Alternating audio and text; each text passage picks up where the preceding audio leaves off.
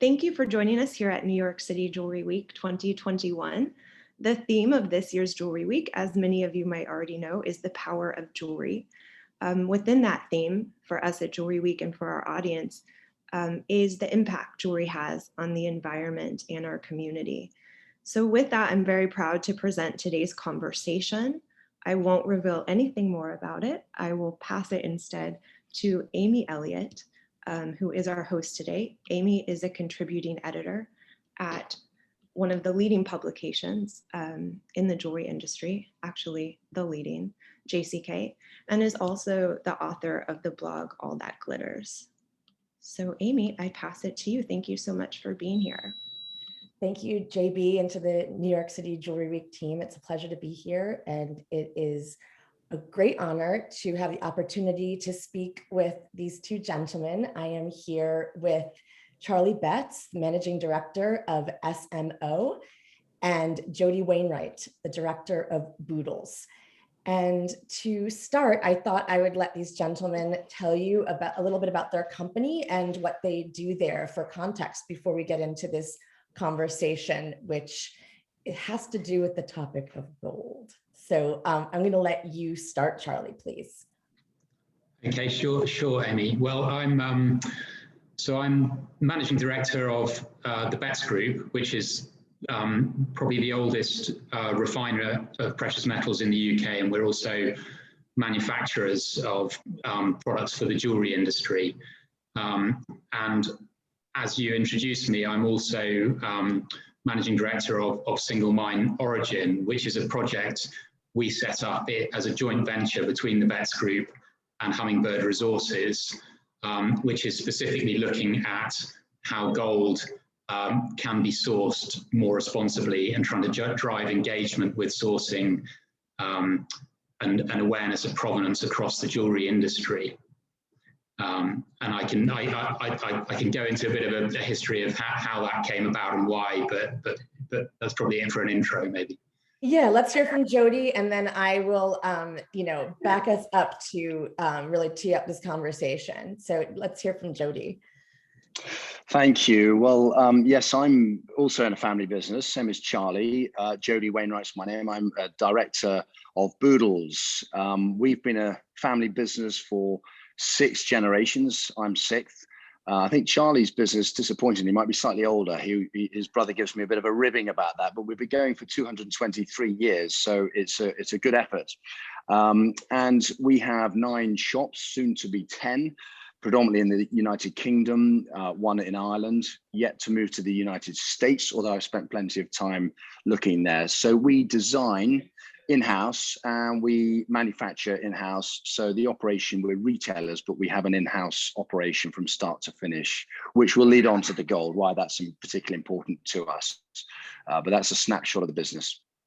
Fantastic. Well, thank you for that context. So I want to back us up for our audience who basically may not really understand what we're about to talk about. And I did say that the topic is gold, but Single Mine Origin is a newcomer to the precious metals space. And when you start a business, you sort of identify a problem or a deficit in the marketplace. And so I think that is perhaps part of why you delved into this. And to put it into layman's terms, jewelry collectors' terms, do we all need to feel bad about the gold that we're currently wearing? Like, what is the problem with the commercial gold market right now? Shall I take that one initially? Yes, please. No, I don't think you need to feel bad about the gold you're wearing right now, but I do think the world is changing, and I think consumers are becoming smarter and much more engaged with the provenance of the products they're buying, and jewelry is such an emotional purchase. I think consumers increasingly really want confidence that the people they're buying the jewelry off are actually thinking about their supply chains and making sure they're operating to best practice. And I think if you can have a piece of jewelry where you have real confidence that jewelry is having a positive impact on the host community where that gold or the gemstones involved were originally sourced, I think that's incredibly important, and I think it probably adds to the enjoyment of the piece of jewelry ultimately. And what about you, Charlie? I mean, I'm sorry, Jody. I mean, what is the consumer appetite for sustainably sourced gold? I mean, I mean, is that a problem that you have also observed as well? I think, Amy, people are asking more questions, aren't they? And so for us to be avoiding answering questions, you know, it's not quite right.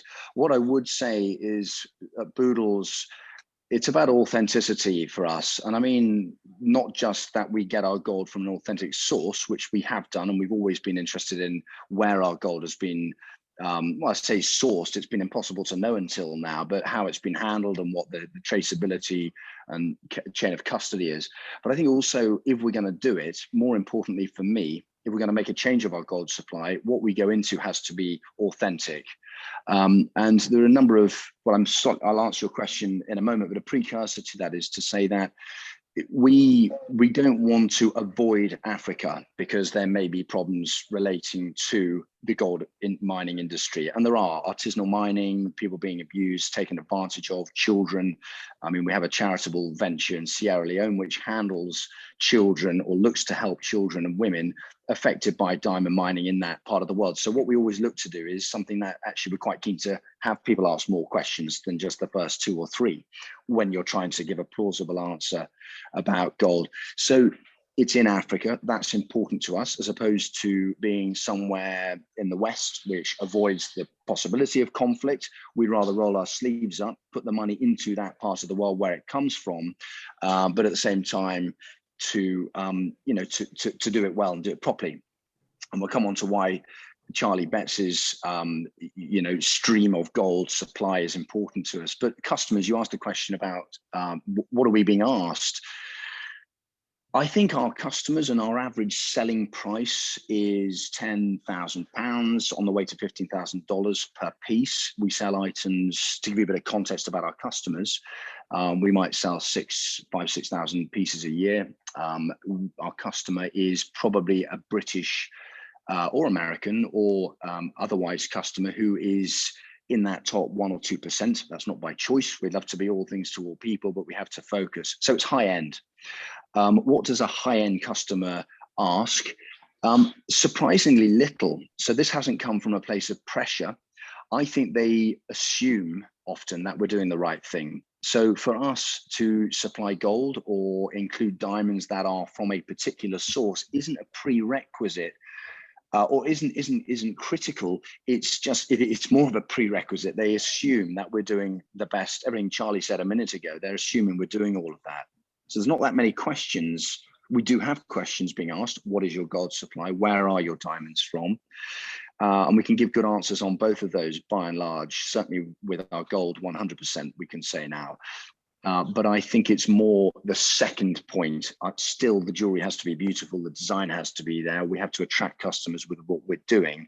And then how we do it is something that either keeps the sale with many customers because they're happy with our supply or not. So it's a secondary, it's a primary issue, but it's secondary, if you like. Can I just, to add to that, I would say, I'd agree with Jody that the real drive for producing this option, this product, hasn't been a sort of real clamour from consumers, although that is certainly increasing and coming, I think, with the new generation. But I think, to my mind, the way, you know, the jewelry market and many other markets are going, companies have to engage in far more detail with, you know, looking inward about how they're operating and how they're sourcing. And my view is doing the right thing and doing the profitable thing are going to become increasingly aligned. And actually, I think it's sort of commercially savvy to look at these things, as well as being the right thing to do from an ethical standpoint. I think the consumer is aware of, you know, problems or, you know, imperfections with the diamond trade, but the gold problems are less known. So, I mean, we don't want to make people depressed or anything, but is the problem with the gold supply chain one that has to do with environmental concerns, or is it more, all-encompassing, ethical, work, fair wages? Like, what is the problem that we're trying to solve? I think there are multiple problems across a whole range of areas that we look at. So yes, environmental problems. An unregulated mine can do very significant environmental damage, and within the artisanal sector, an unregulated artisanal source could be using mercury going straight into the environment, which is horrendous. You've got potential human rights abuses, inequality in terms of wages and employment policies, corporate malpractice. The list goes on and on. There are an awful lot of risks, and the problem, to my mind, is 95, 99% of the time, gold is going to be sourced from a perfectly okay source, but almost all the gold currently in the jewelry industry, people can't answer that question because gold is mixed together at the refining stage from a whole host of different sources. Nobody can actually say until, in my opinion, until now, really, with a couple of other niche products, this is where this gold came from, and I can scrutinize that source, and I can answer the questions that might be raised about that source. And we're not saying everything's perfect. There's a challenge to constantly raise the bar in terms of international best practice within the mining sector, and the demands we as SMO intend to make of the mining community, mining sources we're using, will progressively get tougher. But I think it's important to engage with it and say, this is where we're starting. This is this is what represents a responsible source now, and let's drive that change to improve it as time goes on. But most people can't even answer the first question, which is where did that gold come from? This is true, and I do speak with a lot of studio designers, independent, small, one woman or one person shows, and a lot of times, their effort towards solving the problem is to work with recycled gold. And, as in they have a supplier in their jewelry center, and that person is, obtaining, scrap essentially from a junk pile and, refining it for use anew. But there are problems, as you mentioned, there's problems with that system because you just don't know. There's no protocol, there's no paper trail. It's just kind of like, this is my word, it's recycled product. But I imagine that's a very cost-effective way for some of these smaller designers to obtain their materials. I'm wondering kind of for any suppliers or designers in the audience, how is your product relevant to their particular needs as designers? And in terms of accessibility, I guess we're talking about accessibility. Yeah, look, to the recycle point, look, I don't want to sort of detract from recycled. I think it's a really important part of the market. It is, sustainable almost by definition, but there are, as you slightly alluded to there are some issues around recycled. It's not really regulated. It's a bit of an easy get out clause, I think, for jewelers to say, we're using recycled and kind of wash our hands of the other issues surrounding gold sourcing and mining. Whereas, Jody alluded to earlier, actually saying this gold is going to be mined. Let's engage with those sources and try and make sure that's done in a way that helps communities and in environments where it happens. But look, recycling is super important. What you can't do with recycling is make a sort of confident claim about the original source of that metal. It would be quite easy to recycle, by which, remelting, as you know, gold is endlessly remelted and reused throughout the jewelry industry. Pretty easy to if you wanted to be unscrupulous in that area, remelt metal, it's recycled, and I'm not sure who that's helping. In terms of accessibility, I think, that is one of our primary drivers with SMO. We're leveraging listed corporate gold mines. They have an enormous amount of gold available, in terms of the the supply is very consistent and very available. And because we're leveraging the balance sheets of very big companies, that means that we can really drive cost out of that supply chain. So even though we're segregating the gold through refining, we're doing that in 1,000-ounce batches, which means the premium we're having to pay is tiny, and we as a manufacturer serving the jewelry trade, we can absorb that. So we're not, for single mine origin wedding rings or sheet or wire or alloyed grains to the jewelry trade, we're not charging any premium for that because we can absorb that within our own operating system. So certainly, UK jewelers, it's immediately accessible, and we are, servicing several notable sort of people overseas as well. And we're also opening SMO out to chain manufacturers, casters. So the idea is to make it very easy for jewelers to adopt this if they want to. Jody, when your bench jewelers are using the product, I mean, how are they obtaining it, and how is it to work with? And would you agree that the price point is sort of fair market? Yeah, all of the above. Easy and yes. So easy as far as the bets metals are. Charlie and his setup are organized and switched on. So there's definitely ease of getting the gold supply.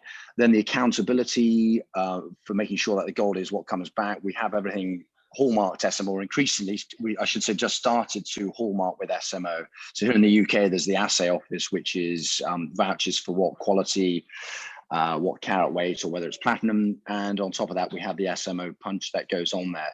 But getting it to the workshop's fine. Having the workshops register the gram weight so we can trace it all back to the supplier as it comes through. And Charlie and his team also do that. So as far as the SMO at stamping goes at the assay office, they're registering the volume, if you like, of gold that goes through SMO to Boodles and logging that against what they supply with us, so that there's a sort of complete chain of custody, if you like, or authenticity to it. Can I add one other thing, which maybe not the right time, but Charlie touched on it just a moment ago, the issue of recycled gold, and it doesn't get away with problems. Sadly, gold can be smuggled through in the guise of secondhand or grandfather gold. So illicit gold, if you like, can get through the net. Okay, that's an argument which I'm not going to fight one way or the other, although it's just common sense. What I go one step further and say is, whilst one big tick in the recycled gold is that it's sustainable, that we think is the case if it's not being pushed through illicitly, which might be a small minority anyway, but it's green. But then I look at the question, well, how green? Sometimes we are too green for the human race, and we can look at sustainable being, it's very current, isn't it, with COP26 at the moment. We do almost anything we can to be green and environmentally friendly at the expense of our own brothers and sisters. And I take a view when I look at SMO gold that actually is supplying, if it's done in a green, in as green a way as it can be, environmentally friendly way, replanting trees, filling the earth back in, not using mercury, all those things, well, then it's not that ungreen. We are extracting gold that we can't put back into the ground. So sure, there is that, but not really at very much detriment. But then the plus side of it is what is happening in the mine or the area of mining in Mali with SMO gold is hugely beneficial to the community, setting up families with businesses, hospitals, not just for those that work there, but the families of those that work there, and almost to the, bringing health networks in and health support to communities non-related to the miners. So there's businesses being set up not related, but because there are miners with families that need also to have work. So I think you've got to weigh up sometimes if it's done well in a sustainable or relatively sustainable way, other than you can't put the gold back in there, it is otherwise very green. That appeals to us, but it also helps human beings in a part of the world that really needs it. So I think it gets far more ticks in boxes that I'm really interested in, and not just for ticking a box that gets you out of the public eye for perhaps doing the wrong thing. No, that's really, really helpful perspective. So I just keep thinking of my young designer friends, and who are scrambling to meet their to supply their retailers with holiday orders. I mean, it's just and supply in general is very tenuous right now. So like, I know that the younger American designers watching this are going to be extremely excited about this opportunity, but they're going to be concerned about getting their hands on the material, because right now they can just run downstairs to their supplier in the Diamond District in New York, and just start melting away and start fashioning the pieces in their workshops. So maybe not for this holiday season, but in general, what is your rollout plan for the American market? And are you looking to partner one-on-one with designers as you have with James from Kiri, or are you open to working with gold merchants? What is the plan for getting this out there and in the hands of designers who really need the material? I would say both is the simple answer. So as you alluded to, we've already worked with Kiri, and it was, it's pretty straightforward. The world's not that big a place these days, and so we can supply directly into the US market. But no, we're looking to, I don't want to probably comment on the details. We are looking to partner with US and other European suppliers as well, to make that access as easy as we possibly can to non-British jewelry markets. And I mean, are we talking like early next year, or like what's the timeline? Yeah, certainly next year. Probably not Q1, but yeah, 2022 would be the target on that. Great. And then Jody, back to you. So as a retailer, how, and also for a designer that's working direct to consumer, and maybe you can just speak to how Boodles has messaged this, your adopting of this material. How have you messaged this to your customers, across the counter, on social media? Is there, brand, is there, is there collateral to put in the cases? How is the retailer amplifying this very sort of noble effort, what sounds like a noble effort, to consumers, so that they understand and want to support it? So I think it's always a story, isn't it? People listen to stories, and stories come to life when you hear them from the horse's mouth. We had Charlie and his brother Dan, who heads up Hummingbird, which is the listed company that mines SMO gold. I mean, they've joined with Endeavour, and I'm sure Charlie would be happy to talk to you about that in a moment. But when we had the two brothers, I was actually at school with both of them, coincidentally.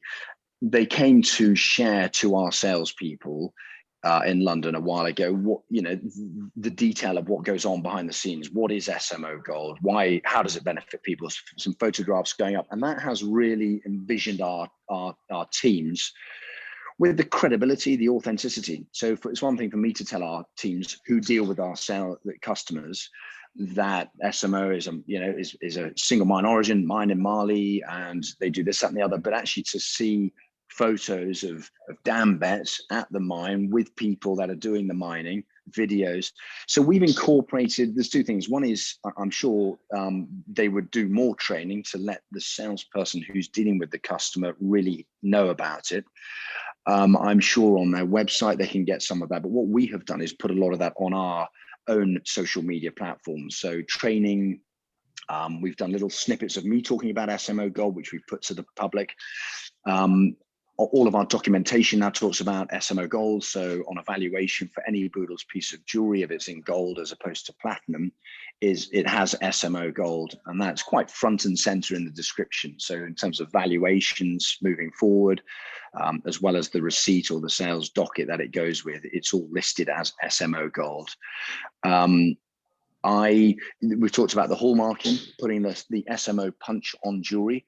I have to be honest, I'm not sure if we want too much on our jewelry because there's a hallmark slightly irrelevant. We know it's 18 karat gold, or we know it's platinum, and it's a very small part. Often the value of the gold or the platinum is a very small part of the overall piece. We deal in some quite large and valuable diamonds, so it's a given. But at the same time, everything we have documented now talks about SMO gold. We're just filing our accounts lastly for 21, our financial year, which closed February 21. And there's a new sustainability page on there. And we're talking about SMO gold along with some of the diamond credentials that we put on there. So we're very front and center about it. Our salespeople talk about it when they sell it. So I think it's kind of authentically in there amongst various stories, as well as hard and fast documented. Is it resonating with your customers? Yeah, it is, and I think again, always the story. Why do I say that? Because it brings it to life. So if I am with a customer who's buying it, if I can say, this is SMO gold, next question is, oh, what's that? They've not heard of it.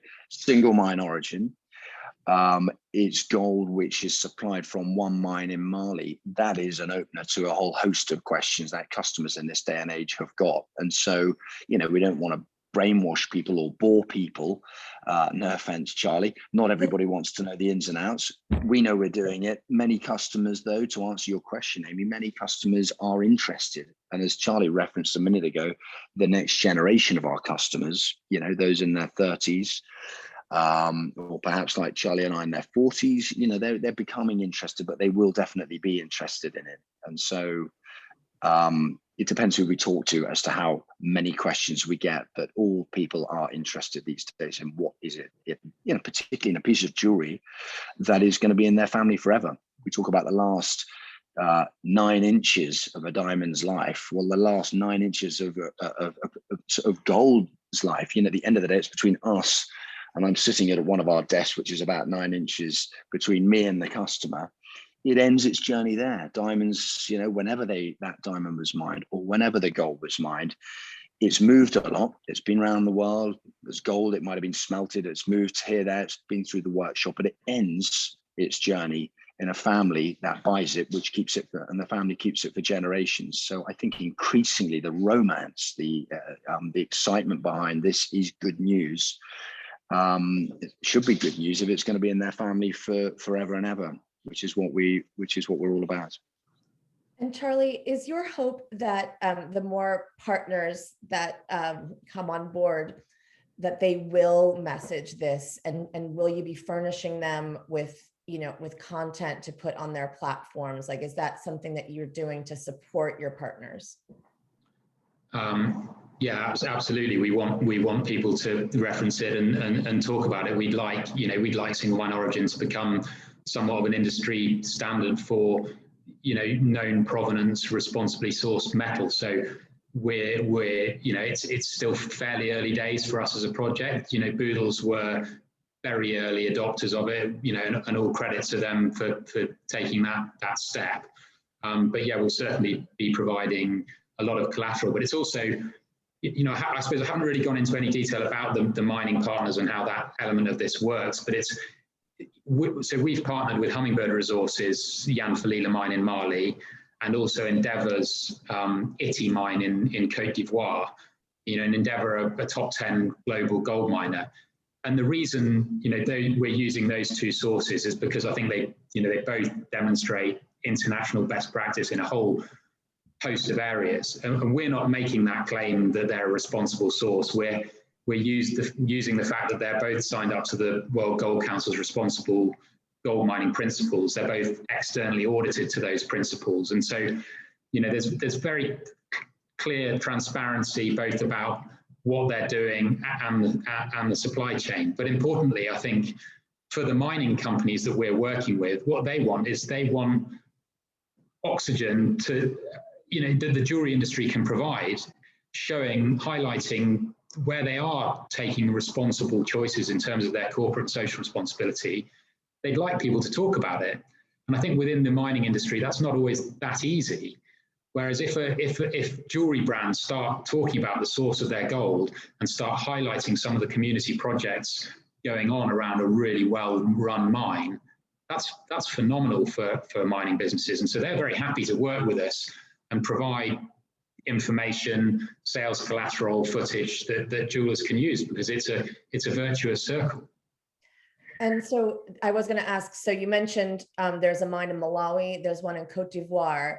Is it just those two, or where are the other mines, or is there plans for expansion? No, so Mali is Mali, I'm sorry. Yeah, that's right. There's currently only two mines. There's Hummingbird's mine in Mali was the first one, and that's because, as a family we set up Hummingbird. We listed it back in 2010, and my brother still runs it. So we have, an amazingly privileged position of real transparency over the whole chain of custody, that whole supply chain. So we know how that mine's operated. We're very proud of how it's operated. And it was the logical first step and it's really how Single Mine Origin came about, because Dan was running a mining business. I'd been out there and seen the benefit it was having on those communities, and I was working in the jewelry trade on supplying jewelers and refining. And there was a gap in the jewelry trade for known provenance, responsibly sourced metal, and we could immediately see how to join up those dots. Now we have lots of other relationships within the mining world, and we're lucky to have a relationship with Endeavour, who are, again, I think is a very progressive business, but they're an enormous business, and they have another 8 or 9 sites, which we will look at and evaluate and hopefully bring some of those on board. So supply is not a problem for Single Mine Origin. These mines are churning out, over 100,000 ounces of gold each. I'd love to not have enough gold to supply our customers. We certainly don't have that problem yet.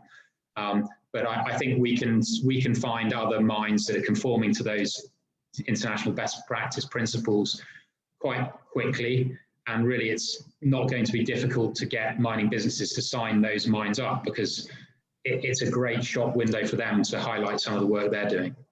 Just from a business model question, are the mines independently owned and self-sufficient, or does Betts own the mines? No, the mines, we're talking about very big corporate, publicly listed and specifically publicly listed. So Single Mine Origin, there's some other fantastic initiatives out on the market. You'll know about Fair Trade and Fair Mind. They're charities, they're working with small scale artisanals, and they're working hard to improve what's a very difficult sector in the jewelry industry. So what we're focused on very squarely is corporate mining, where you're dealing with a big listed corporate body, because with that you have a considerable degree of transparency and accountability already in place. And so a corporate that is then prepared to actually focus their strategy around ESG and really go beyond what they absolutely have to do starts to become a very interesting source of gold, because you can have I think a far bigger impact than you can do at a small scale. These are big projects employing hundreds, if not thousands of people, and impacting many thousands of people in the local communities where they work. So you will sort of operate as a kind of middleman between the designer and the big mines, and the designer, you're sort of one, you're like the larger version of, your guy on 47th Street. Is that kind of the relationship, like that you're basically a source? I'm not sure I'd describe it exactly like that, but so we, as it started through the family. So it started with the Betts Group, manufacturing products to sell to the jewelry trade, and it started with Hummingbird Resources, the original mine. Like I said earlier in the conversation, we'd like this to be an industry standard. So I don't think this is something we're going to try and keep to ourselves. Okay. If mines can conform to either, the responsible gold mining principles or an equivalent standard, and there are a couple of others with equivalency, fantastic. If other, manufacturers supplying the trade, be it casters or chain manufacturers or other bullion dealers, if they're, able to provide that segregation within their manufacturing processes, we'd probably look for some kind of certification like responsible Jewelry Council membership or similar, absolutely this can be expanded far beyond just us.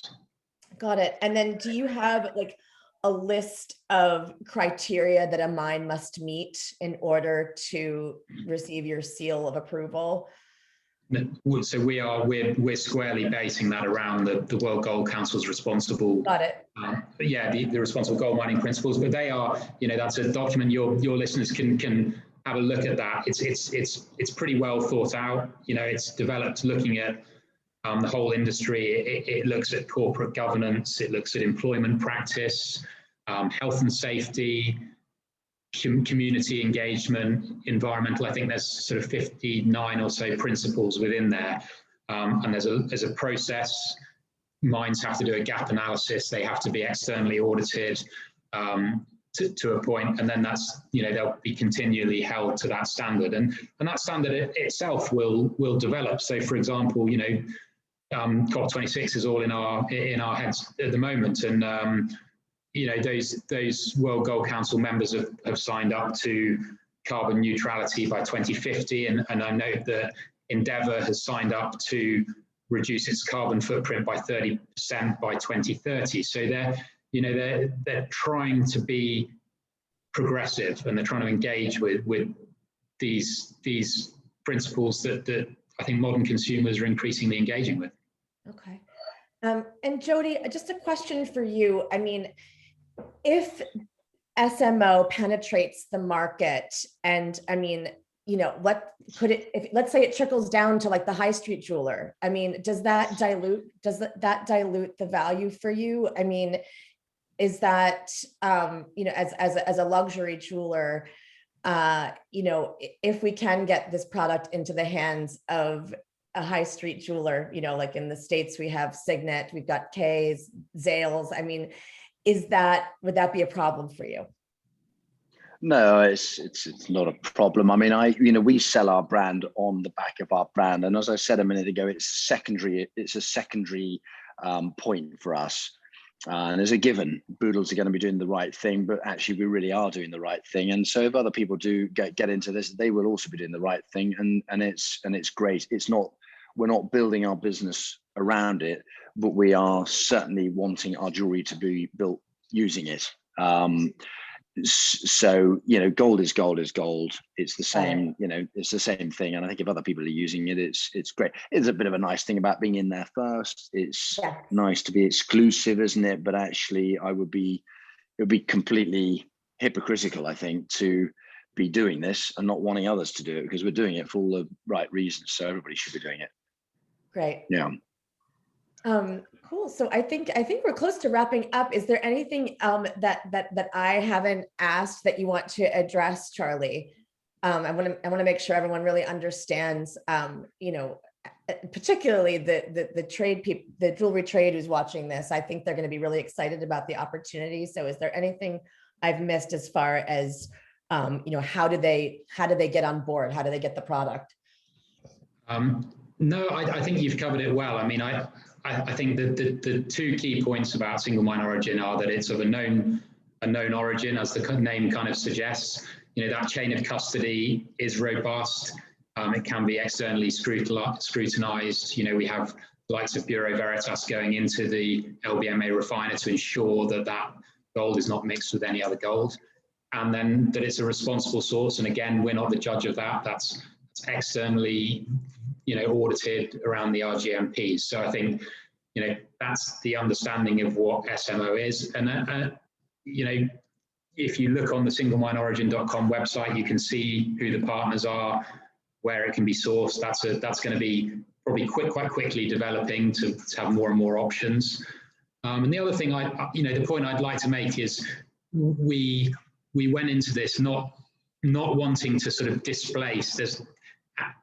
As the trade is becoming more and more engaged with sourcing and provenance and responsibility, there are lots of other projects that have either been around for a while or are coming up. So we're not looking to displace a fair trade or a fair mine. In fact, I think I would hope that the work we do bolsters the work they do and gets even more engagement with that. What I'd like to displace is the big swathes of the jewelry market that aren't engaged at all with provenance. And I think people should be now. I think there's really quite straightforward ways of engaging with where's my metal coming from, and you know, it doesn't have to cost the world to take that choice. And I think the days of not thinking about that should be numbered, really. Okay, great. And then when you do, are you planning a formal launch in the States with a press release and a partner the way you have Boodles kind of first at the door here, or is it going to be more of a soft launch, casual, like, you know, my friend who's a jewelry designer could email you today? I don't honestly have a straight answer for that. I think probably we're undecided. Our way, you know, with bets, we've historically always been very much about word of mouth and sort of let what we do the talking. But I won't rule it out. You know, that we'll try and do something with a few more whistles and bells at some point. Well, great. I feel like I have the inside scoop, and everybody who watched this has the inside scoop. And I really appreciate both of you gentlemen joining me today and talking about this very hot topic. And I wish you a good day. Thank you, Amy. Thank you very so much. Thank you.